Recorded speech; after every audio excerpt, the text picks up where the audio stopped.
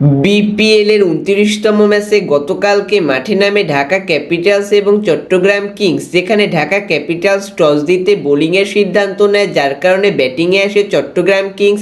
চট্টগ্রাম কিংসের হয়ে ওপেনিং করে নাঈম ইসলাম এবং আকবরী, যেখানে নাঈম ইসলাম প্রথম থেকেই ধীরগতির ক্রিকেট খেলা শুরু করে, যার কারণে নাঈম ইসলাম ৪০ বলে ৪৪ রান করে, আকবরী ২৩ রান করে আউট হয়ে যায়। এরপর শামীম হোসেন পাটোয়ারি ১৫ রান করে, কেলার ১৯ রান করে, হায়দার আলী ১৬ রান করে, মোহাম্মদ মিঠুন ১২ রান করে, খালেক আহমেদ ৮ রান করে, যার কারণে ২০ ওভার শেষে ৬ উইকেট হারিয়ে চট্টগ্রাম কিংসের সংগ্রহ দাঁড়ায় ১৪৮ রান। ১৪৯ রানের টার্গেটে ব্যাটিংয়ে আসে ঢাকা ক্যাপিটালস।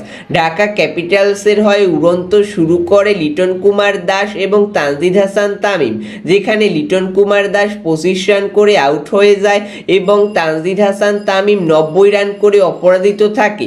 মুনিম শাহরিয়ার ১২ রান করে এবং সাব্বির রহমান ১৪ রান করে অপরাজিত থাকে, যার কারণে ঢাকা ক্যাপিটালস ৮ উইকেট হাতে রেখে চট্টগ্রাম কিংসের সাথে জয়লাভ করে এবং ঢাকা ক্যাপিটালস তাদের তৃতীয় জয়ের দেখা পায়।